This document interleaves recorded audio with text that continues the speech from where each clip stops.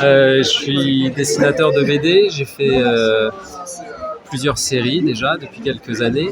À commencer par Milanka, aux Humanoïdes Associés. Et puis après, j'ai fait un album qui s'appelait Juarez chez Glénat. Ensuite, j'ai dessiné la série Rio. Et puis avec Fred, on a fait un 13 Mystery, ainsi que maintenant un Torgal, Vendigo.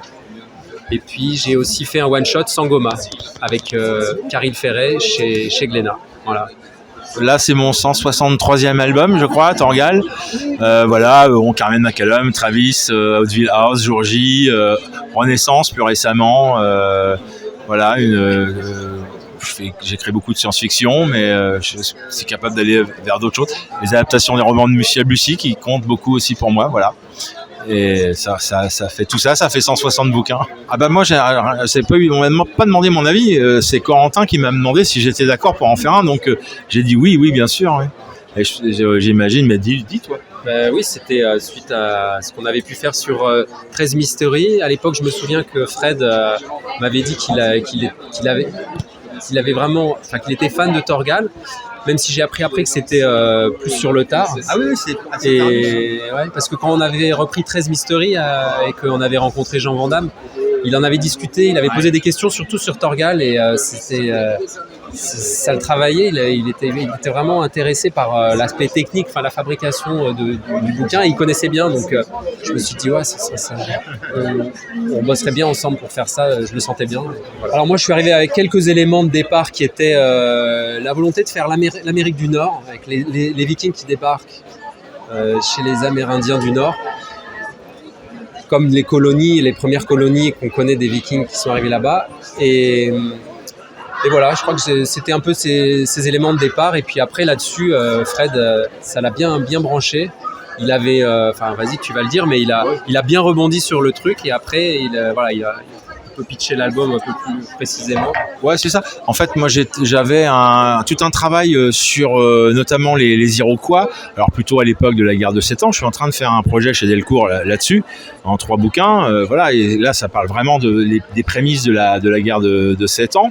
Mais du coup, quand on s'intéresse aux Iroquois, aux 6 nations iroquoises, aux Algonquins, on arrive assez vite quand même à ces enfants d'Atensik, là, qui est un remarquable ouvrage à lire si on s'intéresse aux cultures amérindiennes. Et donc, quand Corentin m'a parlé de ça, tout de suite, j'ai capté. J'ai dit, écoute, moi, je suis documenté. En plus, forcément, ça appelait un bouquin de forêt. Et les bouquins de forêt, vous savez bien que j'adore ça, quoi. Entre Neo Forest, certains Travis dans la jungle et tout. Donc voilà, non, ça a tout de suite. En fait, dès la première conversation téléphonique, on était connectés sur l'Amérique du Nord, les Indiens. Et Torgal qui arrive là-dedans, voilà quoi. C'est vraiment de pure aventure. Ouais.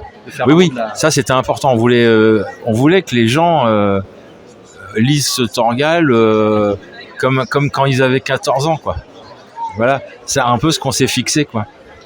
C'est vrai que j'avais dans un coin de la tête les tribus indiennes des westerns qu'on peut connaître, mais ce qui était intéressant, c'était justement les montrer plus dans l'an 900, l'an 1000, à l'époque où les colonies ont débarqué, et puis surtout d'avoir toute la liberté que la série Torgal permet, c'est-à-dire qu'il n'y a pas un fondement historique trop précis, il y a des arches comme ça qui font appel à l'imaginaire, à une mythologie, et puis après on a vraiment toute la liberté d'évoluer là-dedans, et ça c'était vraiment super.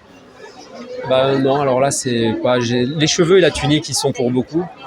Et puis c'est venu assez naturellement, je sais pas, un dessin un peu croquis, un peu lâché comme la série, comme le Torgal le demande, quoi, vraiment un dessin vivant. Donc j'ai essayé de me mettre dans cet état d'esprit, et puis après le personnage, au fur et à mesure on se l'approprie, quoi. Non, j'ai pas travaillé avec Grégor. Non, j'avais jamais rencontré déjà, et puis j'ai commencé à dessiner tout de suite, et je sais pas, je je me sentais, j'avais envie de garder cette liberté quand même de dessin et de reprise.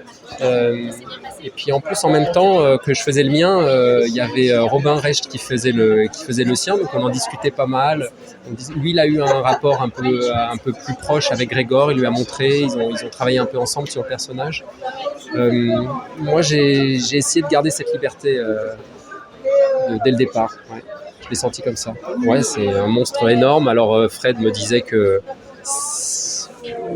même on a joué de ça, c'est-à-dire qu'il y a différentes échelles au fur et à mesure de l'album. Il peut changer un peu de taille. J'ai pas été très rigoureux là-dessus. Je trouvais ça intéressant. Et ouais, ça ça fait partie des idées de Fred. Ouais. Voilà, il y a une association avec Karel Ferret, qui est un super écrivain de polar. Voilà, quand il y a un truc qui marche, faut creuser, quoi. Bah, justement, sur une nouvelle grosse série avec Karel Ferret. Donc ça s'appellera Islander. Et c'est une grosse trilogie avec 3 albums de 150 pages. Donc c'est un gros morceau. Dans une registre d'anticipation légère. C'est pas de la SF, mais c'est une légère anticipation. On ne précise pas à quelle époque, mais c'est en gros le continent européen qui subit plein de catastrophes et les Européens qui deviennent les migrants de demain et qui doivent évacuer la France par le nord jusqu'en Islande. Non, mais il y en a beaucoup. Après, c'est vrai que c'est des auteurs un peu de l'ancienne école, que ce soit Herman, même Michel Durand, Christian Rossi, Causet. Et puis après, il y a aussi Sylvain Vallée, Mathieu Bonhomme, Nicolas Pétrimo aussi, Timothée Montaigne. Non, il y a tout ce qui peut se faire un peu dans ma veine, on va dire. Je regarde, j'apprécie et ça m'influence. J'avais dû dire Picasso peut-être. On va changer. Tiens, vas-y, je vais réfléchir. Ouais, moi je sais plus. J'avais dû dire répondre Hugo Pratt. Non, je sais plus. Mais non, je vais faire classique. Goscinny, quand il avait l'idée d'un nouvel Astérix et qu'il avait cette petite lumière, qui disait ça y est, je tiens un album. Je pense que ça doit. Enfin, c'est quelque chose qu'on vit, les scénaristes, parce qu'on tourne autour et puis tout d'un coup, tac, on sait qu'on a la petite idée qui fait que le bouquin va tenir.